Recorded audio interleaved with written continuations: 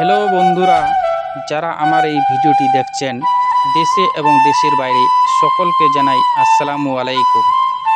আজকে আপনাদের সামনে নিয়ে এসেছি প্রায় 200 বছরের পুরনো ঐতিহ্যবাহী মালিগা হাট।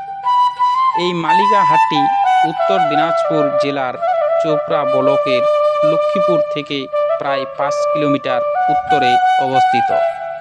এই হাটটি বসে সপ্তাহে 2 দিন, সোমবার ও শুক্রবার। প্রায় আশপাশের 20টি গ্রামের মানুষ আসে এই হাটটিতে নিত্য প্রয়োজনীয় সামগ্রী ক্রয় ও বিক্রয় করতে। এই হাটের সবথেকে আকর্ষণীয় দিক হলো তাজা ও খাঁটি শাকসবজি।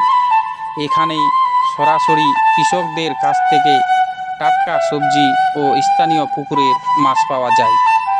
হাটের দিন আশপাশের মানুষ নিজ নিজ পণ্য নিয়ে সমবেত হয়। সাধারণত দুপুরের একটু আগে থেকেই বিক্রেতাদের আগমন শুরু হয়। বিকেলের দিক থেকে জমজমাট হয়ে ওঠে এই মালিগা বাজার। সন্ধ্যার সময় হাট ভেঙে যায়। কেনাবেচার সুবিধার্থে হাটের এক এক অংশে এক এক রকম দোকান বসে। যেমন নির্দিষ্ট জায়গায় মাছের দোকান এবং নির্দিষ্ট জায়গায় সবজি বাজার বসে। আজকে এখান থেকেই ইতি করলাম। এরকম আরও নিত্য নতুন ভিডিও পেতে হলে অবশ্যই লাইক, শেয়ার ও কমেন্ট করতে ভুলবেন না।